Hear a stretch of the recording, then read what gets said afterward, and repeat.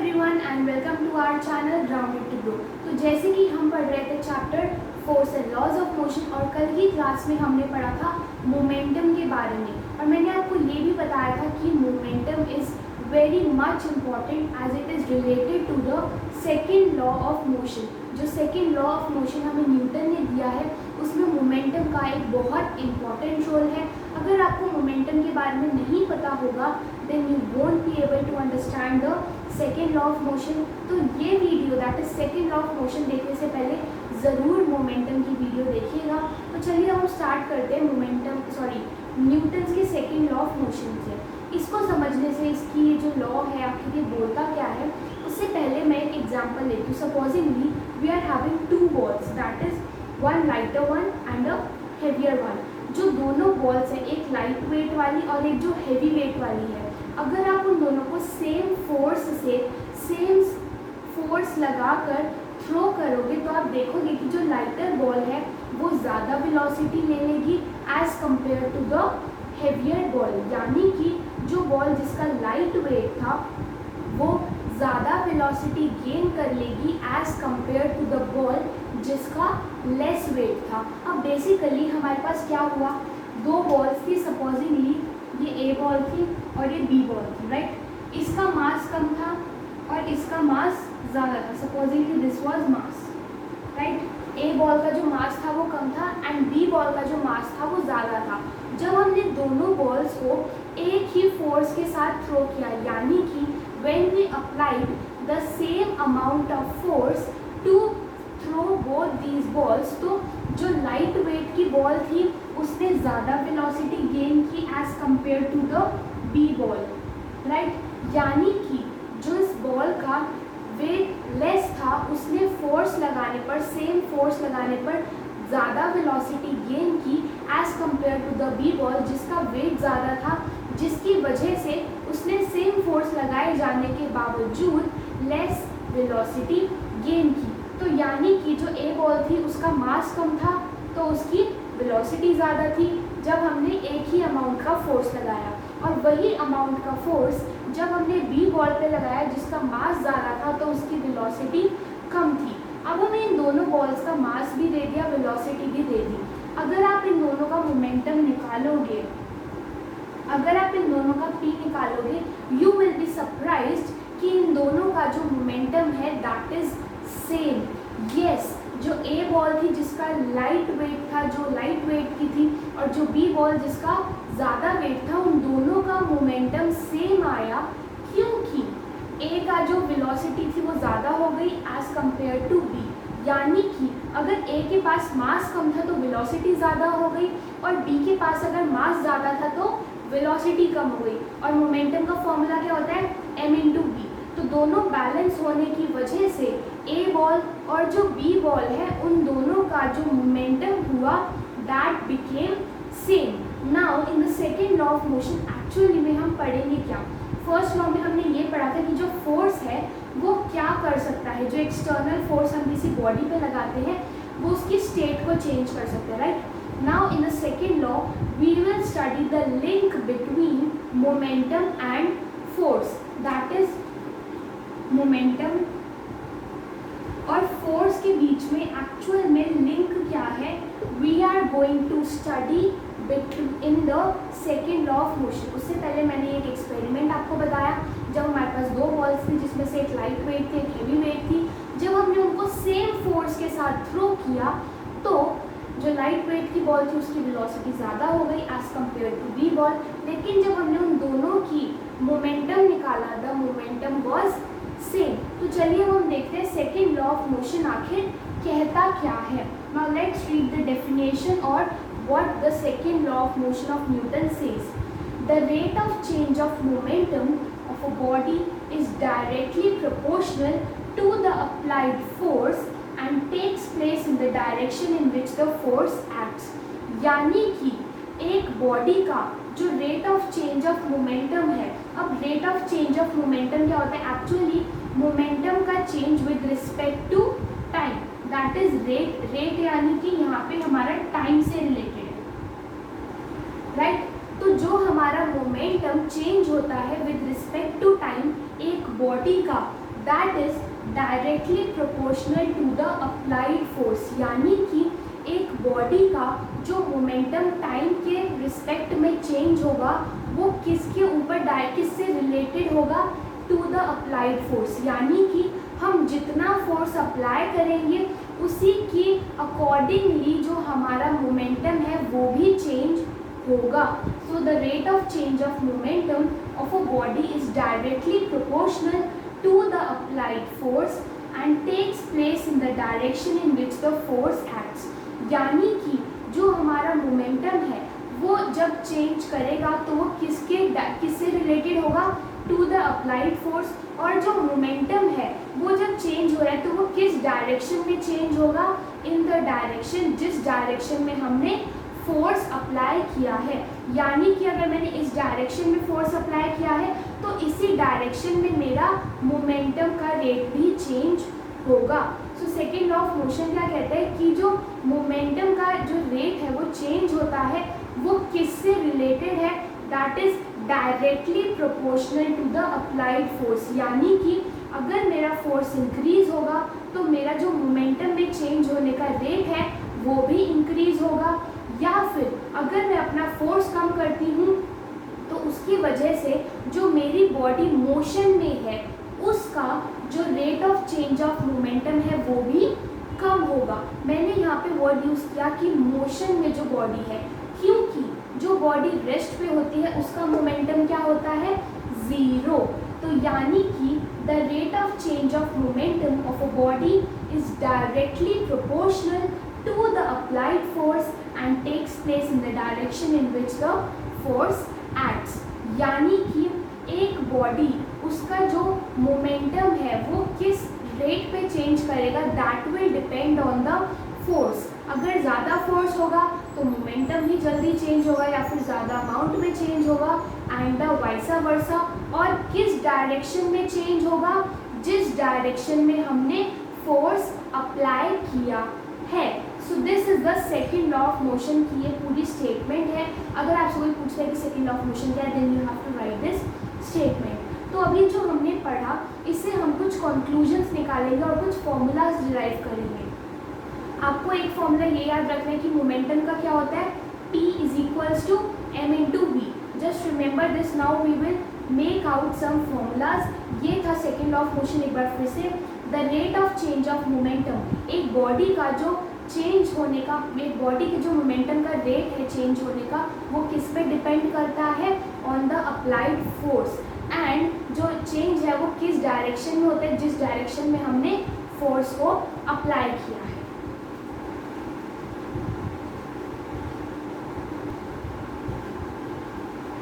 तो अभी जो हमने स्टेटमेंट फॉर्म में सेकेंड लॉ ऑफ मोशन पढ़ा उसमें हमने पढ़ा कि जो फोर्स है that is directly proportional to the rate of change of momentum. और मैंने बताया कि रेट का मतलब क्या होता है, टाइम टेकन। तो यानी कि जो फोर्स है वो किसके डायरेक्टली प्रोपोर्शनल में है, जो हमने फोर्स अप्लाई किया है that is directly proportional to change in momentum upon time taken. यानी कि एक बॉडी, उसकी जो इनिशियल वेलोसिटी थी और जो फाइनल वेलोसिटी थी, उन दोनों के बीच में जो उनका मोमेंटम था, इनिशियली बॉडी का मोमेंटम क्या था और फाइनल बॉडी का मोमेंटम क्या था, उन दोनों के बीच का difference that is change in momentum upon the time taken for that difference. So force is directly proportional to the rate of change of momentum. That is, force is directly proportional to change in momentum upon time taken. अब हम देखते हैं कि change in momentum को हम कैसे represent कर सकते हैं। momentum का formula क्या होता है, mass into velocity, right? This is the formula of momentum. अब बेसिकली इनिशियली, यानी कि जब मेरी बॉडी ने मोशन शो करना स्टार्ट किया तो उस टाइम पे मेरी जो बॉडी है उसका मोमेंटम क्या होगा, इनिशियल मास होगा बॉडी का m, राइट, और इनिशियल वेलोसिटी होगी u। तो यानी कि मेरी, जब मैंने स्टार्ट किया तब मेरा मोमेंटम क्या था, mu, दैट इज mu।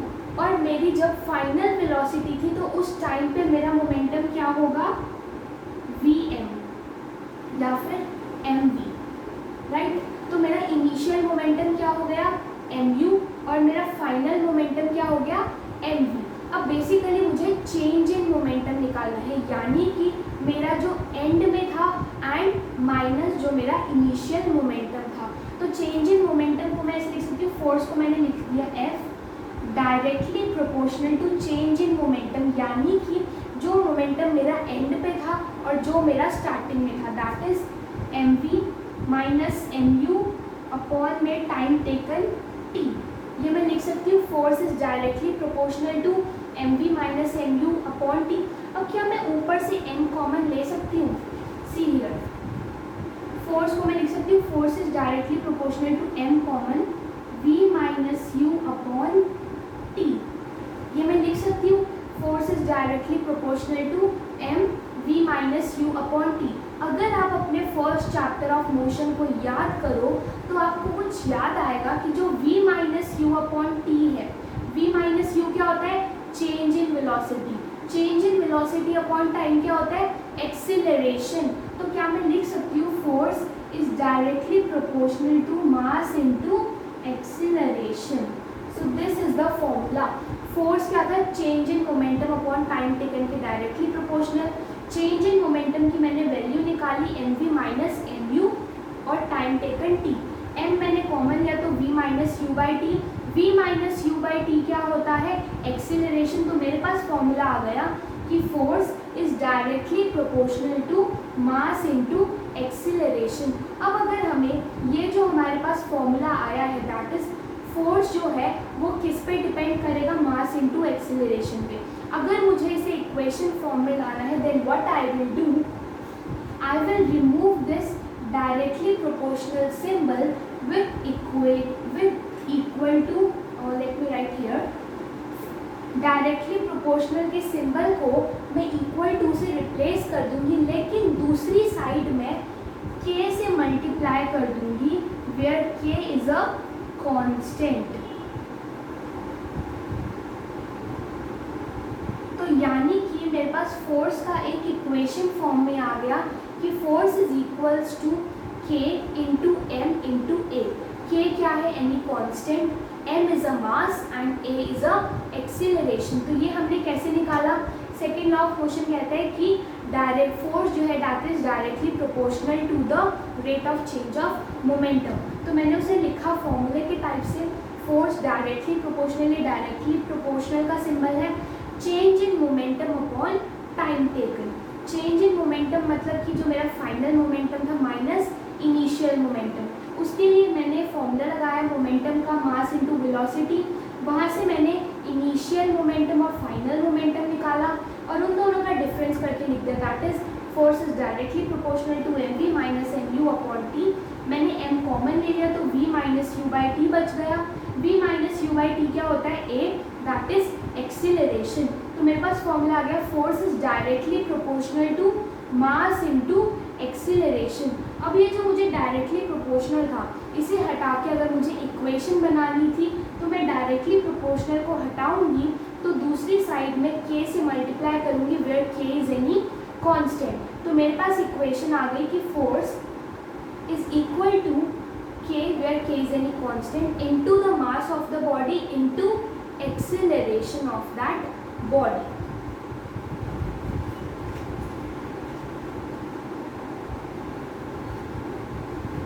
तो हमने इस इक्वेशन को डिराइव किया सेकेंड लॉ ऑफ मोशन से, that is force is equals to mass into acceleration and into k, जहाँ पे k कोई भी एक कांस्टेंट क्वांटिटी हो सकती है, यानी कि एक कोई कांस्टेंट नंबर हो सकता है। तो फॉर द टाइम बीइंग अभी आगे समझने के लिए हम इस k को रिमूव कर देते हैं ताकि हम इजीली समझ सके फोर्स, मास और एक्सीलरेशन के बीच क्या रिलेशन होते हैं। हमने पढ़ा था सेकेंड लॉ ऑफ मोशन से कि हमारे पास क्या आता है, relationship between change in momentum and force that is directly proportional. अब हमने कुछ डिराइव किया, that is force is equals to mass into acceleration. अब हम इससे और भी रिलेशंस निकाल सकते हैं। क्या मैं लिख सकती हूँ a is equals to F upon M? लिख सकती हूँ ना मैं? इस a को यहीं छोड़ दिया और m को मैं नीचे डिवाइड में ले गई तो मेरे पास आ गया a is equals to F upon M, यानी कि acceleration is directly proportional to force and acceleration is inversely proportional to mass. यानी कि जो मेरा किसी भी बॉडी का एक्सीलरेशन होगा वो फोर्स पे डायरेक्टली प्रोपोर्शनल होगा। मतलब अगर मेरा फोर्स इंक्रीज होता है तो एक्सीलरेशन भी इंक्रीज होती है, या फिर एक्सीलरेशन इंक्रीज करने के लिए मुझे फोर्स इंक्रीज करना पड़ेगा, and the vice versa, acceleration कम तो फोर्स कम। And the next is acceleration is inversely proportional to mass. यानी कि अगर मेरी बॉडी का एक्सीलरेशन ज़्यादा होगा तो मास कम होगा उस बॉडी का, और अगर मेरी बॉडी का जो एक्सीलरेशन है वो कम है तो यानी कि जो मेरा मास है वो ज़्यादा है। इन सिंपल लैंग्वेज एक्सीलरेशन जो है डायरेक्टली प्रोपोर्शनल है फोर्स के, यानी कि अगर इन दोनों में से एक चीज़ बढ़ेगी तो दूसरी चीज़ ऑटोमेटिकली इंक्रीज हो जाएगी। लेकिन acceleration is inversely proportional to mass, यानी कि अगर एक्सीलरेशन या मास में से एक चीज़ कम होगी तो दूसरी चीज़ उसके ऑपोजिट इंक्रीज होगी। जैसे कि एक्सीलरेशन और डायरेक्टली प्रोपोर्शनल है फोर्स के, यानी कि अगर मैं किसी सपोजिंगली यहाँ पे एक बॉक्स रखा है, मैं उस पर कम फोर्स लगाती हूँ तो वो कम स्पीड से आगे बढ़ेगा तो उसमें चेंज, उसका एक्सीलरेशन भी कम होगा। यानी कि जब मैंने कम फोर्स लगाया तो एक्सीलरेशन भी कम आया, और अगर मैं उस बॉक्स को बहुत ज़्यादा फोर्स लगा के आगे पुश करती हूँ तो वो जल्दी चला जाएगा आगे। यानी कि फोर्स इंक्रीज करने पर एक्सीलरेशन भी इंक्रीज, या फिर एक्सीलरेशन डिक्रीज करनी है तो फोर्स भी डिक्रीज, और एक्सीलरेशन इंक्रीज करने के लिए हमें फोर्स इंक्रीज करना पड़ेगा। तो ये जो हमारी इक्वेशन थी force equals to mass into acceleration, इससे हमें पता चला कि जो एक्सीलरेशन है और मास का डायरेक्ट रिलेशन है, that is they are directly proportional. एक चीज़ इंक्रीज होगी तो दूसरी भी इंक्रीज होगी। वहीं जो एक्सीलरेशन है उसका मास के साथ उल्टा रिलेशन है, उन दोनों की बनती नहीं है, एक इंक्रीज होगा तो एक डिक्रीज होगा। अब इसके लिए मैं एक एग्जांपल लेती हूँ। मास अगर इंक्रीज होगा तो एक्सीलरेशन डिक्रीज होगा। अब बेसिकली मास इंक्रीज, सपोजिंगली आप कोई ऑब्जेक्ट लो जिसका बहुत ज़्यादा वेट है, अगर कोई हैवी वेट वाला ऑब्जेक्ट है उसको मूव करने के लिए आपको ज़्यादा फोर्स लगाना पड़ेगा, बहुत फोर्स लगाना पड़ेगा, तो आप धीरे धीरे ही उसे हिला पाओगे ना, तो जिसकी वजह से एक्सीलरेशन जो है वो उस ऑब्जेक्ट में स्लोली होगा। वहीं अगर कोई लाइट वेट वाला ऑब्जेक्ट है, यानी कि किसी बॉडी का जो मास है वो कम है, तो उसमें एक्सीलरेशन क्या है, बहुत जल्दी एक्सीलरेट वो बॉडी कर जाएगी, दैट इज इनवर्स रिलेशनशिप। तो ये जो हमारा सेकेंड लॉ ऑफ मोशन है, ये हमारे पास एक फॉर्मूला लेके आया, force equals to mass into acceleration of the body, जिससे हमने दो रिलेशन निकाले, acceleration is directly proportional to force and acceleration is inversely proportional to mass. यानी कि एक्सीलरेशन और फोर्स का डायरेक्ट रिलेशन है, दोनों इंक्रीज या दोनों डिक्रीज, और एक्सीलरेशन और मास का इन्वर्स रिलेशन है, यानी कि एक इंक्रीज तो एक डिक्रीज, एक डिक्रीज तो एक increase.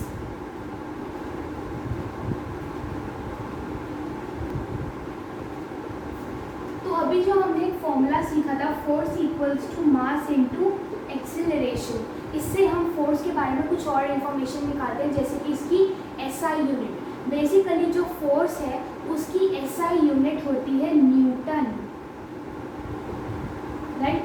So the SI unit of force is Newton. लेकिन अगर मुझे फोर्स की बेसिकली मैं, जैसे कि मैंने मोमेंटम की एसआई यूनिट पढ़ी थी kg.m अपॉन सेकेंड, अगर मुझे ऐसे ही फोर्स की निकालनी है तो मैं क्या करूँगी, मास और एक्सीलरेशन की एसआई यूनिट पुट करती हूँ। मास की होती है kg एंड एक्सीलरेशन की होती है मीटर पर सेकेंड स्क्वायर।